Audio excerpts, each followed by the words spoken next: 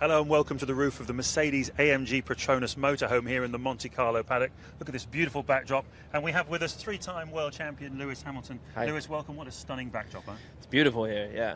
Wish you guys could be here with us. Some of you might be, I don't know. But it's beautiful. The weather's amazing, as it always is here for the Grand Prix. So, yeah, happy to be here. So it's cool you're taking part in this Facebook Live. Thanks for making the time. No problem. And obviously we're talking about your digital life. I mean, you've been a real pioneer in the way that you use digital tools, digital technology, social media to connect to your fans. I mean, Twitter, Instagram, that kind of stuff. Why have you been the one to embrace it so much, do you think? I like that you think I'm a pioneer, but I'm not really. I'm just... You are in this I'm with space. the young ones, and everyone in Formula 1 is not. They're like with the old times. But it's starting to change, and we are starting to do that with Tata, and the Formula 1 is now beginning to make change. As you've seen, they've started to catch on that it is actually important. With Liberty coming in, so for me, I saw it immediately, and it was an opportunity to be able to connect with people. You know, I could send a message, and it will reach as many people as possible, and that connectivity, that innovation, innovative tool, we've got to use it, utilize it. So I guess obviously you've been talking to the new owners about what can be done. There's so much more that can be done because you're very plugged in the music world and other sports as well, and they're some way ahead, aren't they? Yeah, particularly a lot of the other sports are very, very far ahead. And to be honest, Formula 1 is very, very, very far behind. You know, you look at football, you've got players that have 70, 80 million followers, even teams, and in Formula 1, the most I think a team has is maybe 10 million, I think it is, and I think that might be us. But and on the driver's side, I've got just over 4 million on one of the platforms, and the others perhaps a little bit less, and they should have even more. So it is a time for digital transformation. Yeah. So and I think that's what really we're trying to do. The community in Formula 1, but we also got to kind of crossbreed it with fashion, with music, and with other sports. We've got to start catching up. There's a cool innovation as well called the F1 Connectivity Innovation Prize. We'll talk about that in a moment, which is F1's crowdsourcing initiative, which you're one of the judges on. We've been doing that for a while. Yeah, it's 4 years now, right? Yeah. They've just launched a new one. So is it already 4 years? Yeah, it's 4 years. Yeah. Wow. And there's been some pretty cool stuff coming out of that. We'll talk about that in a minute. But we've got our first question here coming in from Annette Dall'Olio, who says, how do you manage the numerous digital platforms you use to stay in touch with your fans? How do you find the time to read the fans' comments? That's a question I'd love to know as well, because it must take up your whole day, right? It's very, very hard because for every minute you refresh it, more come in. So I mean, if you could see how many messages that come in, it's amazing, and I'm so grateful for every message. But to see them on all forums, it's impossible to catch every single one. And even when I do a live chat, for example, you can't reply quick enough to keep up with the amount. By the time you give one reply, another 100 messages are come in. So geez, it's you just try and do as much as you can. And I love communicating with everyone. I love being able to show people. Firstly, like the great part of their life, and also my very normal life. When I'm at home, just recently I did a live feed with my dog and showed him my apartment and my Roscoe. view. And yeah, he's and, cool. Because whilst we're Formula 1 drivers and we're seen on TV, I live a normal life also, like everyone does. But I also get to do some pretty amazing things and like to share that with people, because it's anything's possible for anyone to be able to do. So. Well, the questions are coming in thick and fast. But I didn't actually answer your question. How I do it, I just try and they're all connected. So with Facebook, Twitter, Instagram, what else is there? And with the Snap, I mean, it's like a job really to keep on top of them all, because and I've got my close friend who's with me all the time, who helps me. For example, I might send him some stuff. He keeps me alert of things. Just if I'm out in practice and things come up, he'll say, "Hey, check this out." So then I go and have a look. So I'm generally always up to date. Okay. Well, another question coming in from The Skeptic. That's a good name. This is an interesting question actually. How much training is required to maintain the fitness level you need for Formula 1? And do you use any innovations or digital tools to help you with that in the same way as you do with the car, using data and other innovations to make the car go faster? Does that work for the human body as well? I don't use any digital tools. I didn't know there was any digital tools that you could really use that really, really work. Fitness apps or anything like that now? No. You're way beyond that, right? For me, fitness it's about, for me, I have to make it fun. So I like to do fun things. I generally try to do sports. I like to try my hand at as many different sports as possible. I used to play football. I play basketball still. I play squash. I do water sports whenever I can. I swim.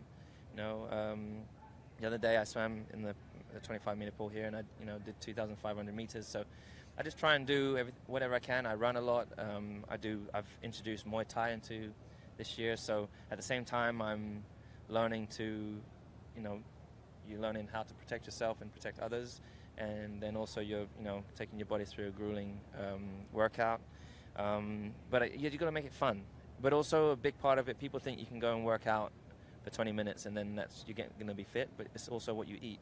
So just don't eat crap, just. I'll remember it's that. really hard not to do it, Geez, I go to the store and I see Nutella and I'm literally, you have to pull me away.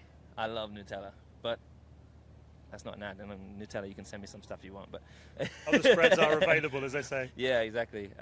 But I see sweets and candy and I want it all, but then I think with a bit of chub and I want the beach look. I want to be fit for my job. And for your Instagram photos. It is very, very physical in the Formula 1 car. Not here in Monaco, it's more mental, but it is very, very physical around other circuits. You heard in the last race, I was exhausted. Yeah, no, these cars, let's take a stroll over here. These cars are a lot more physical to drive than the old ones. But we were talking a second ago about the F1 Connectivity Innovation Prize. Just over here, there's this guy. I want to remind you of what happened here. Oh, I remember him. In the finals. Do you remember him? Yeah. So this was Austin, Texas, the final of the F1 Connectivity Innovation Prize, which Lewis is a judge of. He had such a great shirt. Yeah, but do you remember how he fell to his knees when it was announced as well? Absolutely hilarious. He was so passionate. But he got an amazing trophy. It's pretty much like a Formula 1 trophy. Well, we've got some more questions coming in now. Let me thank you very much. This one's from Ryan.